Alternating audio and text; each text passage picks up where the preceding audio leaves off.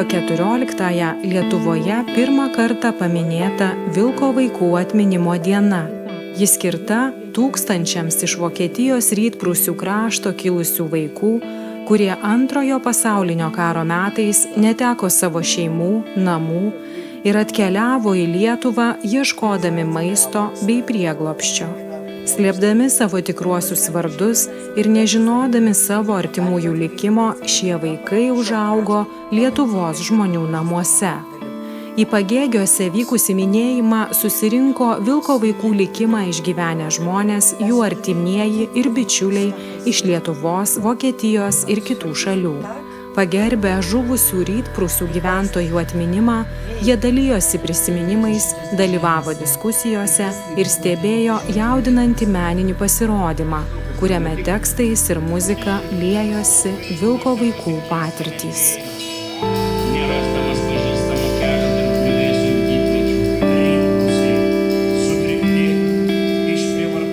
Ingrid Knispel ir yra tikrasis vardas ir pavardė. Du vardai Ingrid Herta, mano mama buvo Herta, tai dar antras vardas yra mamos garbei duota, Ingrid Herta Knispel. Ir jūs esat kilusi Iš Königsbergo. Iš paties Karaliaučiaus, kaip mes čia Lietuvoje vadiname. Iš paties Karaliaučiaus, Barbara Štrasė, 92, o dabar yra Pavlo Morozovo gatvė. Esat buvus toje Morozovo? Taip, esu buvus, išvaikščiau, pati viena vaikščiau ir kurioj bažnyčiai mane krikštijo, yra ta bažnytėlė stovi, yra sporto rūmai. Aš vaikščiau viena, žinoma, tai yra sunku. Ir sakiau, daugiau gyvenime nebevažiuosiu, nes ten yra ant žmonių kaulų Kaliningradas pastatytas. Kaip jūs atsidūrėt Lietuvoje? Mama mirė, mes Klepe jau gyvenom, išvaryti buvom ir mama gulėjo, aš parbėgdavau iš gatvės, atsiguldavau už jos nugaros ir vėl.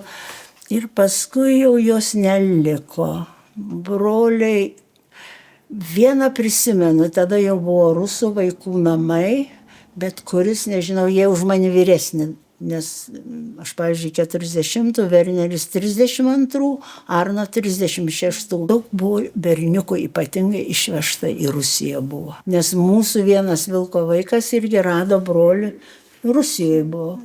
Ta pati dabar, ką daro su Ukraina. Lygiai tas pats yra. Dublis, galima sakyti. Bet jūs savo brolių daugiau nebesutikot? Ne, nebesutiko, o valgyti tikrai nebuvo. Eidavo, parneždavo tas lūpenas bulvių, tai gerai, kad rasdavo. Nuplaudavo, išvirdavo tokias mėlynas būdavo. Sumaldavo su mėsmalė, iškepdavo. Aš ilgai negalėjau bulves virti su žieve. Man taip pat prieš akis viskas buvo. Ir berniukas toks, prisimenu, per kiemą pareina su kuprinė. Šaukė, sako, eikit į Lietuvą, yra ten duonos.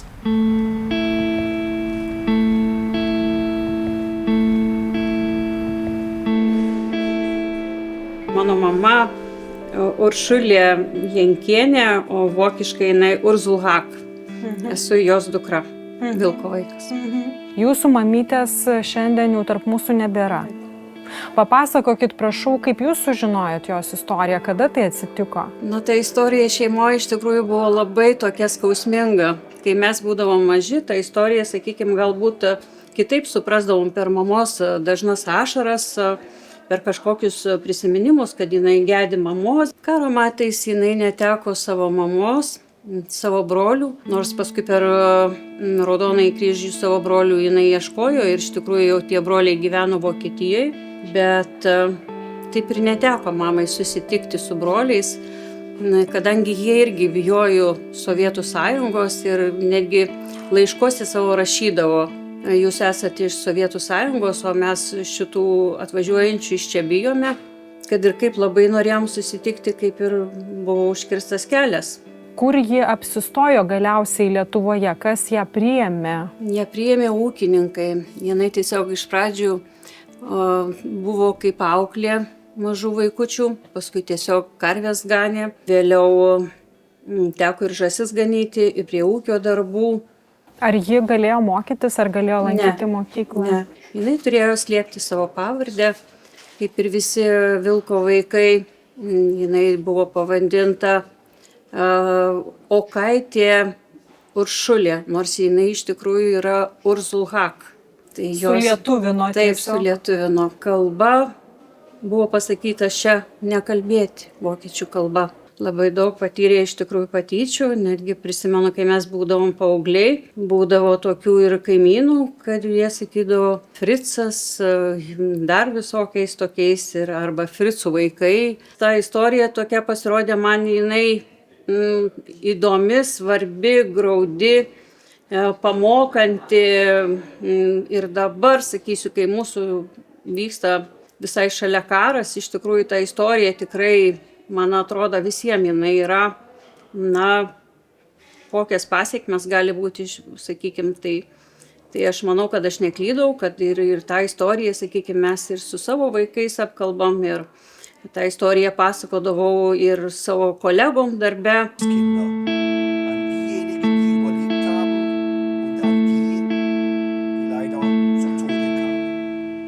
Nuo šių metų rugsėjo 14-osios minime Vilko vaikų dieną. Kuo ši diena, atmintina data yra svarbi?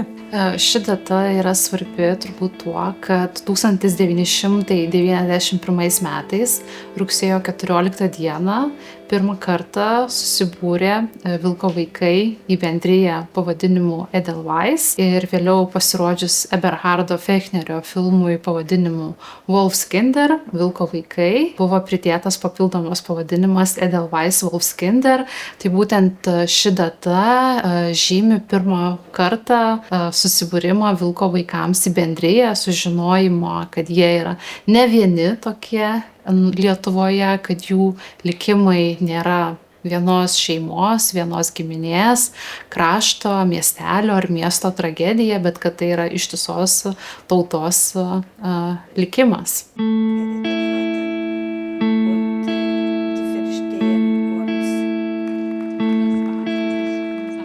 Kai susikūrė bendrija Edelweiss Wolfskinder, kiek joje tuo metu buvo žmonių ir kiek dabar yra? Ta diena, kai susikūrė, rugsėjo 14 diena, jau netaip datuojama, kad įkūrimo, tai buvo tarp 50-60 žmonių. Po to paskutinis žmogus, kai buvo įrašytas, tai jisai buvo 250-asis. O dabar yra likę pagal tą sąrašą, Lietuvoje gyvena 23. Iš esmės, jeigu pokariu mes kalbėjom, kad galėjo būti 1000 Vilko vaikų Lietuvoje, dabar mes turime 23. Taip. Kokius klausimus sprendėte tada bendrijoje? Kokios pagalbos labiausiai reikėjo Vilko vaikams? Visi norėjo susirasti savo artimuosius, savo giminės kažkokius, tai galbūt jie dar gyvi, nežinojo nieko žmonės, galbūt jie dar gyvi, kur jie yra. Tai toksai buvo tikslas pagrindinis. Ir kada tu esi bendrijoje, tai yra lengviau, tu visuomet gauni patarimą, padeda parašyti kažkokią tai anketą, užpildyti, parašyti paieškos laišką, smulkiai žinoma, ką ten rašyti tam laiške, jeigu tu nedaug atsimeni, kad kiekvienas smulkmena net apie katę ir tą reikia įrašyti, kurie kažkada tai turėjo, nes pagal tokias smulkmenas ir atpažindavo paskui tos vaikus. Ir vėliau jau atsirado baronas von Štetenas, jūsų globėjas, kuris irgi daug dalykų padėjo spręsti. Jisai daugiau sprendė tokius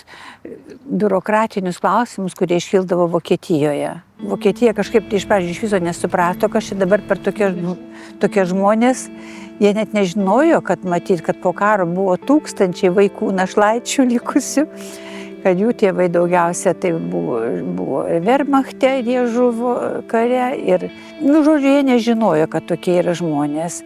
Ir jiems įrodinėti, štai įrodyti, tai buvo nepaprastai sudėtinga. Kadangi tyrinėju ne tik patį Vilko vaikų žvilgsnį iš istorinių dokumentų, bet taip pat tyrinėju ir atmintį. Ir mano kolegos tyrinėjantis atminties aktyvizmą, tokią teoretinę paradigmą ir kalba apie tai, kad būtent atminties aktyvizmui vienas iš tokių segmentų yra atmintinos datos, kurios padeda įveikti tylą, įveikti užmarštį ir visuomeniai aktualizuoti iki tol pamirštas nutilėtas temas ir turbūt sveikintina tai, kad pati bendruomenė taip pat aktyviai įsitraukė į šitos datos aktualizavimą. Jiems taip pat buvo svarbi rugsėjo 14 diena, taip pat dabartinis kontekstas, kuriame mes gyvename, tai yra Rusijos sukeltas karas Ukrainoje. Ir galbūt šitame kontekste tai atrodė ir tam tikras moralinis apsisprendimas, netgi ir balsuojant Seime buvo išsakomi argumentai, kad balsuoti galbūt prieš šitą datą reikštų tarsi pritarti kitam priešiškam Rusijos naratyvui. Ir šiandien turbūt šita data ir simbolizuoja ir tam tikrą istorinį teisingumą, būtent Vilko vaikų atžvilgiu, kai žmonės turėjo gyventi tyloje, gyventi su netikrais vardais, pavardėm, negalėdami pasakodami savo istorijų ir jaustis atvirais piliečiais.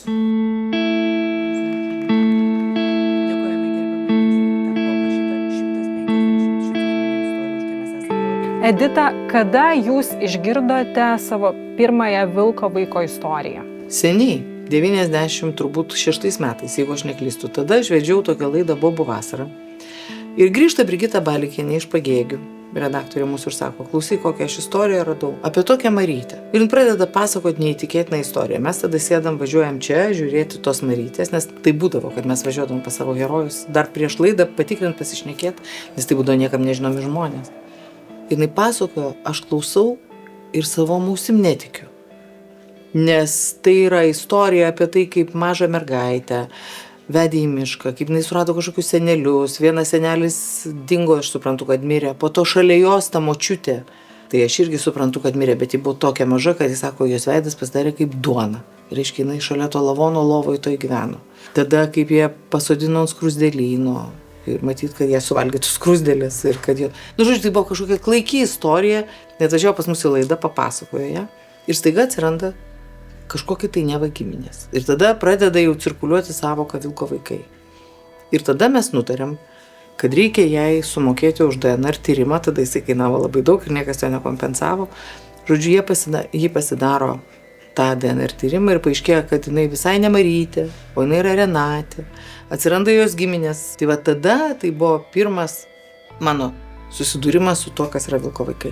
Šiandien stebėdama jūs per renginį mačiau, kad jūs tikrai labai jautriai reagavot. Ar jūs prisimenat savo reakciją tada į tą pirmą išgirstą istoriją? Žinot, bet kas atsitinka kitam žmogui, kai tai atsitinka šalia tavęs ir tai yra ne statistika, o dokumentika, tai negali nejaudinti. Ir aišku, kad tos visos istorijos labai jaudina. Aš šiandien klausiau Šlepiko tos pjesės ir visą laiką galvoju apie tai, kad tai yra mokestis už abejingumą. Kas atsitiko vokiečių tautai ir už tai sumokėjo jų vaikai, už tai, kad jie buvo abejingi naciams ir ilgą laiką palaikė ir taip toliau. Ir dabar Ukrainos akivaizdoje aš galvoju, kad lygiai tas pats ištiks kitą tautą. Taip pat skausmingai ir neaišku per ką, per kelintą kartą, nes tas bumerangas vis tiek pasiekia, nebūna taip, kad tu būtum visada viršuje. Aš savo mamą laidojau sniege.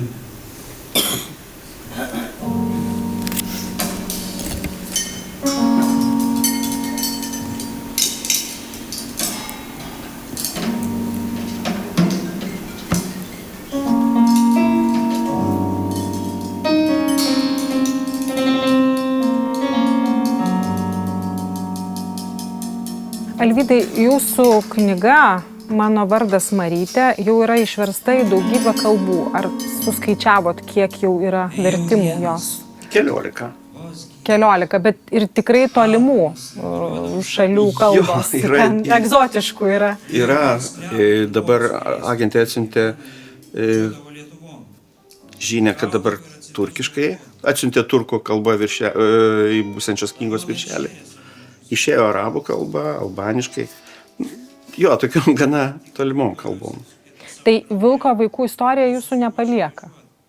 Jo, nepalieka. Kažkaip ta istorija tokia. Norėtųsi, kad atmintis išliktų, kad žmonės prisimintų, kad žinotų, kad tas... Aišku, sunku labai matyti, kai tas viskas toliau tęsiasi, kai tęsiasi karas Ukrainoje, kai tęsiasi karas Izraelyje, kai tęsiasi tie karai ir kai kenčia vaikai, kenčia nekalti žmonės. Tai yra baisu, bet šiuo atveju, kad yra šita atminimo diena Vilko vaikų, manau, kad yra labai gerai ir labai prasminga. Ir žinot, tie žmonės, jie gyveno kare, vis dar kare, jiem karas buvo nesibaigęs. Jiem karas, aš supratau su jais kalbėdamas ir bendraudamas ir rašydamas knygą, kad tas karas kaip didžiulė sraigė, šliaužė ir paliko tokią šliūžę didelę, tokių kažkokių seilių ar kažkokių tai gličių, tokių išskyrų ir tos visos seilės tęsiasi iki dabar. Daugelis jų surado savo šeimas arba nesurado, bet išsiaiškino, kur tie žmonės, kur žuvo, kada žuvo, ar mirė jų giminės, ar jie gyvi, susirado savo pavardes, savo kažkokius tai biografijos faktus, būdami labai jau pagyvenę žmonės. Praktiškai praradę tapatybę savo buvusią. Įgyja kitą tapatybę. Ir čia dabar yra Klaudijos Heinemann paroda, nedidelė dalis parodos, jos ir Sonijos Winterberg paroda Vilko vaikai. Ir tie veidai tų žmonių, kurie sėdi lietuviškose virtuvėse prie savo tokių pečiukų, prie krosnio, jie yra labai tokie lietuviški, jie tiesiog kaip iš čia, iš šito žemės išaugę tokie sunku net pasakyti, kad jie vokiečiai, kad jie vokiečių kilmės. Aš dar įtariu, kad galbūt netgi yra ir tokių, žinot, Vilko vaikų, kurie ir nežino, kad jie yra vokiečiai. Todėl, kad visiškai mažus vaikus priėmė į šeimas lietuviai ir kadangi bijodami represijų sovietinių, galbūt, pavyzdžiui, pakeitė tapatybę, sakykime, jeigu pakeičia tapatybę, dokumentus, kaip šiandien Luizė sakė, nuperka tenai gimimo liudijimą kokiu 4 metų vaikui. Tai ką tas 4 metų vaikas gali atsiminti, iš kur jis gali žinoti? Ir nebūtinai jam papasakojo. Nebūtinai. Tiesą sakant, labai yra įvairūs tie skaičiai Vilko vaikų, kiek tų Vilko vaikų čia buvo. Žinot, pavyzdžiui, Luizė šiandien minėjo apie 4000. Baronas von Štetenas minėjo 10 000. Bet, sakykime, vienam susitikime Varšuvoje, ten buvo susitikimas su manimi ir su Christopher Spatz, tokiu jaunu vokiečių istoriku. Ir Christopheris tenai pasakė, aš net užsirašiau, kad Lietuvoje po karo elgetavo, čia ieškojo prieglobsčio, ne tik tai vaikai, bet ir moteris, daug moterų. Ir tų žmonių, tų vokiečių, moterų ir vaikų buvo 30 000. Labai, labai įvairūs likimai ir labai, labai įvairūs skaičiai.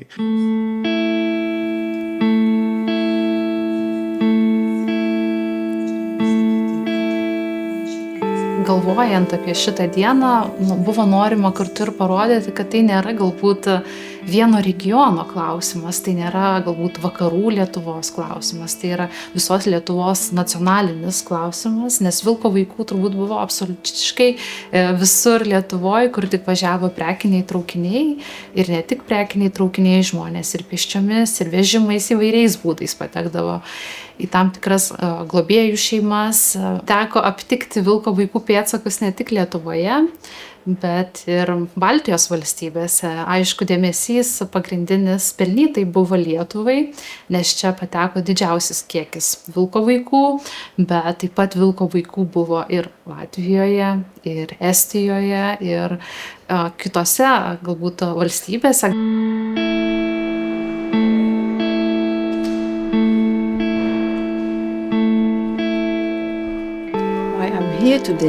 Šiandien esu čia, nes vyksta pirmasis oficialus Vilko vaikų dienos minėjimas. Manau, kad tai labai svarbus ir ypatingas įvykis. Norėjau būti jo dalimi. Taip pat susitikti su Vilko vaikais, kuriuos fotografavau. Visada noriu žinoti, kaip jie laikosi, kokia jų sveikata, galbūt kažkas jau miręs. Man rūpi, kaip jie gyvena. Kuo reikšmingas oficialus šios dienos pripažinimas? Juk ir iki šiol buvo leidžiamos knygos, publikuojami istoriniai dokumentai, vykdomi įvairūs kūrybiniai projektai, tokie kaip jūsų, kuriuose buvo pasakojamos vilko vaikų istorijos. Ką vilko vaikams suteikia oficiali data? Svarbiausia – pripažinimas, kad pripažįstama tai, kas jiems nutiko. Oficiali atminimo diena reiškia daugiau pagarbos. Kaip pastebėjau, vilko vaikų tema yra universali. Ja labai lengva palyginti su kitomis karo patirtimis. Tuo, kas vyksta Ukrainoje, Sirijos vaikų istorijomis, kurie keliavo vieni. Tai universalus dalykas. Jei žinote vilko vaikų istoriją, geriau suprasite ir įsijausite į tai, kas vyksta kitų karų metu.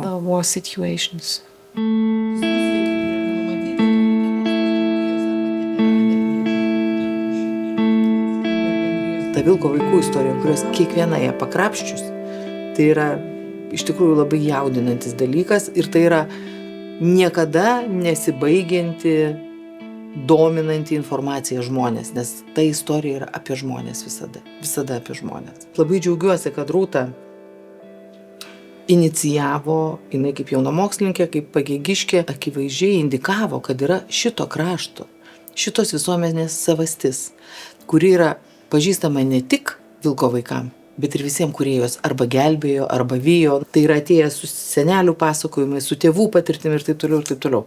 Ir aš galvoju, kad nepaprastai gražu, kad tai yra įtraukiama, aišku, ir į Lietuvos įsimintinų datų kalendorių, bet į šito krašto tapatybių vieną iš briaunų.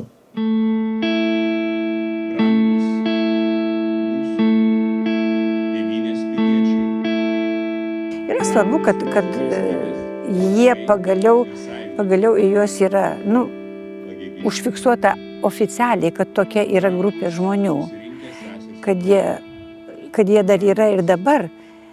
Ir kad svarbiausia, man atrodo, tai, kad pabrėžti, kad lietuviai tiesiog padarė tai, kas yra neįmanoma ir kas buvo jiems draudžiama daryti. Jie priglaudė tuos vaikus, jie juos išgelbėjo. Jie tiesiog jų dėka, jie liko gyvi. Vis tiek dabar jau galima palyginti karą, kuris dabar vyksta Ukrainoje, galima palyginti su pokario šitais įvykiais visokiais, kaip tada elgėsi priešas, kaip dabar elgėsi, nepasikeitė, žinoma, elgesys. Deja. Lygiai tas pats vyksta. Tiesiog žmonės, man atrodo, dažnai nori daryti gerus darbus ir padėti. Ir pasitaiko tokia proga, kaip dabar ir Ukrainai padėti. Žiūrėkit, visiems pasitaikė proga pasirodyti, padėti. Ir visi mielai padėjo, ir visi tenais aukojo viską. Ir čia panašiai irgi. Jie padėjo tiems vokietukams ir jie užaugo. Geras darbas padarytas yra vis tiek. Jo neužmirš niekados niekas.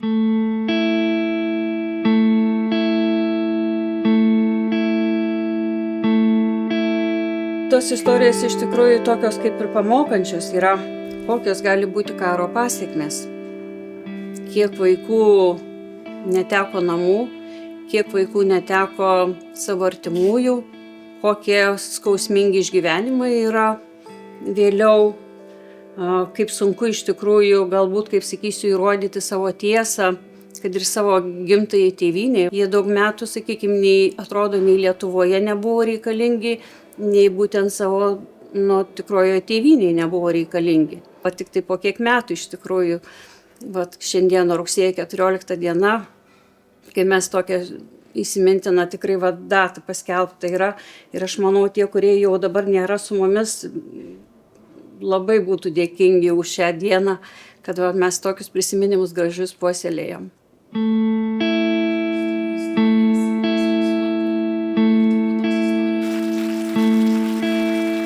Rugsėjo 14 diena yra apie viltį, apie tai, kad kalbėjimą, apie tai, kad tie žmonės išliko, apie tai, kad jie šiandien liudija savo istoriją. ateities kartos, šeimos, giminės, patys artimieji turės tą datą kaip atmintiną datą, nes turbūt bendrai pasižiūrėjus į Vilko vaikų istoriją, kai kurie žmonės nežino nei tikrų savo gimimo datų, gimtadienių ir galbūt ta data taps tokio atspirties tašku domintis šeimos istorija, domintis senelių, močiučių, tėvų, mamų istorijų ar bendrai žmonių pažinojusių Vilko vaikus.